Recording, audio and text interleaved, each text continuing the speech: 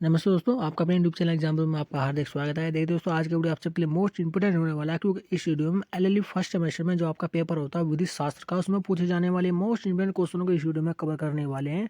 और ये जो क्वेश्चन है वो बार बार देखिए एग्जाम में रिपीट भी होते हैं। तो सबसे पहला क्वेश्चन जो है इस वीडियो का वो काफ़ी इंपॉर्टेंट है, जिसमें बताया गया है हमने कि मनुस्मृति के जो है रचयिता वो कौन है। देखिए मनुस्मृति और इसके जो रचयिता है ना मनु, उनसे रिलेटेड एक क्वेश्चन हर बार ही देखिए एग्जाम में पूछा जाता है। तो यदि इस तरह से आपसे क्वेश्चन पूछा जाएगा तो उसका आंसर आप किस तरह से देंगे। आप लिखेंगे कि मनुस्मृति की रचना पौराणिक रूप से मनु द्वारा की गई मानी जाती है। यानी कि इसकी जो रचयिता है ना वो पुराणों के अनुसार देखे इसके जो रचयिता है वो मनु को देखे माना जाता है। जो भारतीय परंपरा के देखे पहले मानव भी माने जाते हैं। यानी कि मनु को ना भारतीय परंपरा के अनुसार भारत का पहला मानव भी देखिए माना गया है।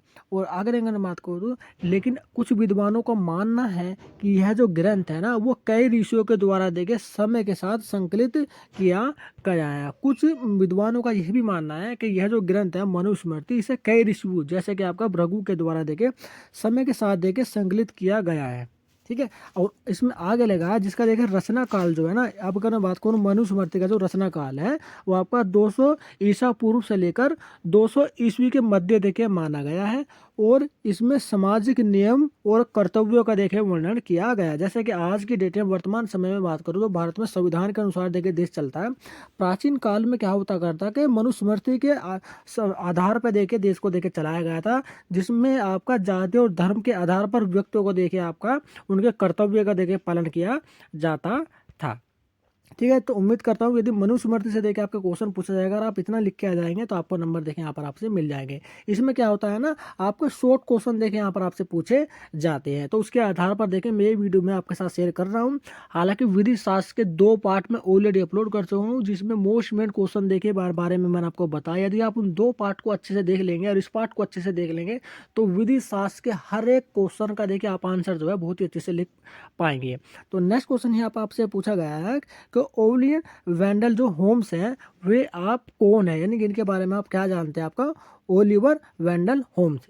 ठीक है। ओलिवर वेंडल होम्स जो है ना वो संयुक्त राज्य अमेरिका के देखिए सर्वोच्च न्यायालय के एक प्रभावशाली न्यायाधीश थे। तो एक न्यायाधीश रह चुके हैं देखिए संयुक्त राज्य अमेरिका में। ठीक है।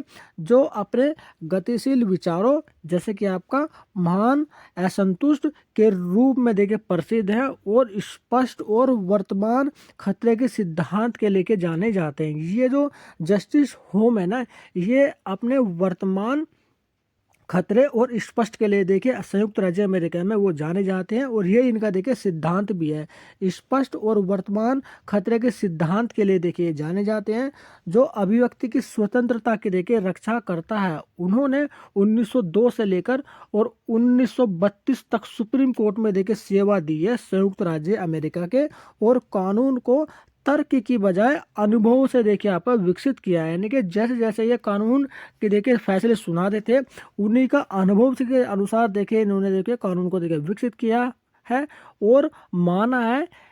जैसा कि उनकी पुस्तक देखिए उनकी पुस्तक भी है द कॉमन लॉ, जो कि आपका 1881 में देखिए प्रकाशित हुई थी, में भी देखिए उन्होंने ये बताया है। ठीक है। तो ओलिवर वेंडल होम्स के बारे में देखिए आप अच्छे से समझ गए। ये देखिए इनकी फोटो भी मैंने इसमें डिस्प्ले की हुई है। अब नेक्स्ट व्यक्ति जो है वो देखिए काफ़ी इंपॉर्टेंट है, जेरेमी बेंथन से भी रिलेटेड देखिए हर बार देखिए कोई ना कोई क्वेश्चन आपसे पूछ लिया जाता है। तो इनके बारे में देखिए जान लेते हैं कि इन्होंने कौन सा सिद्धांत दिया था और क्या क्या देखिए इनके योगदान रहे हैं और ये कहाँ पर रहते हैं। तो जेम्स, अगर मैं जेरेमी बेंथन की अगर बात करूँ तो एक प्रसिद्ध ब्रिटिश के देखिए दार्शनिक रहे हैं और न्यायविद और समाज सुधारक रहे थे। इनके बारे में मुख्य बातें जो है वो निम्नलिखित है। जैसे कि आपका उपयोगितावाद, देखिए बेंथन ने क्या उपयोगितावाद के सिद्धांत का देखिए इन्हें जनक भी देखिए माना गया है। इनका विचार था कि अधिकतम व्यक्तियों का अधिकतम सुख जो है वो आपका होता है। इनके अनुसार किसी भी कानून या फिर कार्य की नैतिकता इस बात से तय तय होती है कि वह कितना सुख प्रसद है। यानी कि यदि आप कोई भी देखिए फैसला सुनाते हैं तो वो किन उस फैसले से कितने व्यक्ति जो है वो आपके खुश होते हैं, वो देखिए काफ़ी इंपॉर्टेंट है। और कितने व्यक्ति उससे नाखुश होते हैं वो भी देखिए इंपॉर्टेंट है। हालांकि जिस फैसले को आप सुना रहे हैं उससे खुश व्यक्तियों का जो परसेंटेज है वो बहुत ही ज़्यादा होना चाहिए, ऐसा मानना था जेरेमी बेंथम, जिन्होंने उपयोगितावाद सिद्धांत का देखिए जनक इन्हें माना जाता था। अगर अन्य बात करूं तो इनके विचारों में आधुनिक लोकतंत्र, मानव अधिकारों और कानूनी प्रणाली के विकास में देखिए एक बड़ी भूमिका जो है इन्होंने निभाई है प्रोफेसर जेरेमी बेंथम ने। प्रसिद्ध दार्शनिक जॉन स्टुअर्ट मिल जो है वो इनके यानी कि उनके शिष्य भी यहाँ पर रहे हैं। किसके शिष्य रहे हैं आपका? जेरेमी बेंथम के जो शिष्य जो रहे हैं वो प्रसिद्ध दार्शनिक जॉन स्टुअर्ट मिल रहे हैं, आपके जेरेमी बेंथम के शिष्य। चलिए नेक्स्ट पॉइंट पढ़ते हैं। नेक्स्ट व्यक्ति जो देखिए काफ़ी इंपॉर्टेंट है, इनके बारे में देखिए आपके एग्जाम में पूछा ही जाता है, सर जॉन विलियम्स सोलमैन। तो सर जॉन विलियम सैलमन जो है ये कौन है, इसके बारे में भी जान लेते हैं। देखिए सर जॉन विलियम सैलमन जो है वो न्यूजीलैंड के एक प्रतिष्ठित न्यायिक विद्वान, न्यायाधीश और लेख सेवक के रूप में देखिए इनका जो नाम है वो इस्तेमाल होता रहा है, जो विश्लेषणात्मक न्याय शास्त्र के क्षेत्र में अपने सिद्धांत के लिए देखिए जाने जाते हैं। यानी कि आपका विश्लेषणात्मक न्याय शास्त्र का जो सिद्धांत के क्षेत्र है उनके इनका जो नाम है वो सर्वोपरि है, सर जॉन विलियम्स सैलमन का। अब इनके बारे में कुछ अन्य बातें हम जान लेते हैं। देखिए सर जॉन विलियम सैलमन का जो जीवन काल जो रहा है वो आपका 1862 से लेकर 1924 तक देखिए ये रहा है। न्यूजीलैंड के एक महान न्यायविद और देखिए न्यायाधीश के पद पर ये देखिए कार्यरत रहे हैं। उन्होंने कानूनी सिद्धांतों का एक समूह का सिद्धांत दिया है और कानून के विभिन्न स्रोतों जैसे कि आपका विधान, न्यायिक निर्णय को समझाया भी है। पूरी तरह से देखिए इन्होंने एक्सप्लेन भी इसमें किया है। और सोलमैन का न्याय शास्त्र कानूनी शिक्षा में एक महत्वपूर्ण विषय है। यदि देखिए आप BLLB या फिर LLB कर रहे हैं तो इस व्यक्ति के बारे में ना आप जान लीजिए। आपके सिलेबस में आप कोई से भी सेमेस्टर में उसके सिलेबस में सर जॉन विलियम सैलमन के बारे में देखिए बताया गया है और कानूनी शिक्षा में एक महत्वपूर्ण विषय जो है इनका रहा भी है। ठीक है, तो अब देखिए हम नेक्स्ट पॉइंट के बारे में चलते हैं। जो जेरेमी बेंथम के बारे में देखिए मैं ऑलरेडी आपको बता चुका हूँ। अब हम बात करें लोक चेतना का सिद्धांत। तो लोक चेतना का सिद्धांत क्या है इसके बारे में भी देखिए हम जान लेते हैं, ये भी आपके सिलेबस में दिया हुआ है। लोक चेतना के सिद्धांत मुख्य रूप से न्याय शास्त्र से जो है आपके वो जुड़े हुए हैं, जिसे फ्रेडरिक कार्ल वॉन और सोंगविंग ने देखिए आपका देखिए जो इसका जो रचयिता वो रहे हैं ने विकसित जो है वो क्या है, जिसमें विधि या क्या यानी कि आपके कानून को लोगों की मान्यता चेतना यहाँ पर देखिए आपके कहा, किसने कहा?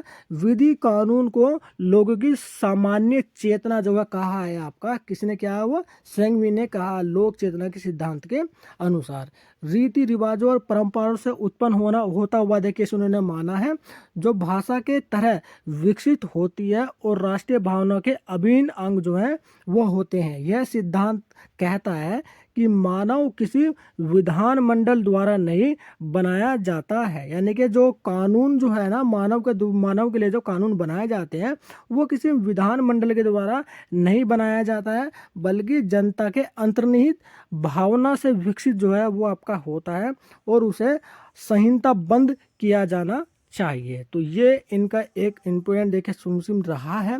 उसके बाद नेक्स्ट पॉइंट अगर मैं बात करूं तो आपका सामाजिक अभियांत्रिकी, जिसे आपका सोशल इंजीनियरिंग भी देखिए यहाँ पर आपका कहा गया है, तो ये भी आपके सिलेबस में ही दिया हुआ है। यदि इस तरह का पॉइंट आपसे पूछा जाता है तो आप आंसर लिखेंगे कि सामाजिक अभियांत्रिक एक ऐसी क्रिया है जिसमें लोगों को धोखा देकर यानी कि धोखा देकर या फिर मनोवैज्ञानिक तरीके से उनके संवेदनाशील जानकारी निकाली जाती है। यानी कि अभियांत्रिक की अगर मैं बात करूँ तो साइबर अपराध के अंतर्गत देखिए ये आपका आता है। ठीक है, जैसे कि आपकी डेट में देखिए जैसे ही लिखा हुआ है साइबर सुरक्षा साइबर अपराध के अंतर्गत देखिए आता है, या फिर उनसे कोई ऐसा काम करवाया जाता है जिससे हमलावर को देखिए फ़ायदा होता है, और ख़ासकर जो है ना साइबर सुरक्षा में जहाँ यह मानवीय कमज़ोरों का फ़ायदा उठाती है। कौन उठाती है? अभी कि सामाजिक अभियांत्रिकी यानी कि सोशल इंजीनियरिंग जो है वो मानव कमज़ोरों का देखिए फ़ायदा उठा, क्योंकि देखिए टेक्नोलॉजी का इतनी जो नॉलेज है हर एक व्यक्ति को देखिए होती नहीं, तो उसी में वो जो है वो फंस जाता है कि साइबर क्राइम आपके बारे में आपने सुना होगा, कभी उसके अकाउंट से उसके पैसे निकल जाते हैं, तो वो किसके अंतर्गत आता है आपका? वो सामाजिक अभियांत्रिकी यानी कि सोशल इंजीनियरिंग के अंतर्गत ही देखिए ये सारी जो एक्टिविटी में होती है। इससे दो मुख्य पहलू हैं। एक है आपका सामाजिक परिवर्तन के लिए वैज्ञानिक तरीके का उपयोग, जैसे कि आपके कानून बनाना, यानी कि आप इसकी सहायता से देखिए कानून भी बना सकते हैं। और दूसरा आता है आपका साइबर अपराध में लोगों को फांसने के लिए धोखेबाजी, जैसे कि जिसे कि आपका फिशिंग के रूप में देखे जाना जाता है। तो हर एक सिक्के के दो पहलू होते हैं। तो सोशल इंजीनियरिंग के भी आपके दो पहलू है कि आप इसकी सहायता से कानून भी बना सकते हैं। दूसरा ये यदि आप इसको सपोर्ट करते हैं तो कहीं ना कहीं ये साइबर अपराध में भी देखिए मुख्य भूमिका आपका निभाता है। तो ये कुछ इंपॉर्टेंट पॉइंट थे इसके बारे में मैंने आपको बताया है। ये देखिए विधि शास्त्र का एक तीसरा पार्ट है। यदि आप तीनों पार्ट को अच्छे से देख लेंगे तो आप देखिए 110% पासिंग मार्क्स जो हैं वो एलएलबी फर्स्ट सेमेस्टर में आप ले आएंगे। ठीक है, जो बाकी के बचे हुए जितने भी आपके सब्जेक्ट है ना उनके वीडियो भी मैं इसी तरह से देखिए अपलोड करने वाला हूँ। यदि अभी तक आपने मेरे यूट्यूब चैनल एग्जाम को सब्सक्राइब नहीं किया तो फिर चैनल को सब्सक्राइब और इस वीडियो को आप लाइक और शेयर जरूर करिएगा, ताकि जो भी आपके अदर स्टूडेंट है एलएलबी फर्स्ट सेमेस्टर के वो भी इस वीडियो से काफ़ी हेल्प ले सके। तो चलिए चलते हैं, जल्दी मिलते हैं नेक्स्ट वीडियो में इसी तरह की लेटेस्ट इन्फॉर्मेशन के साथ।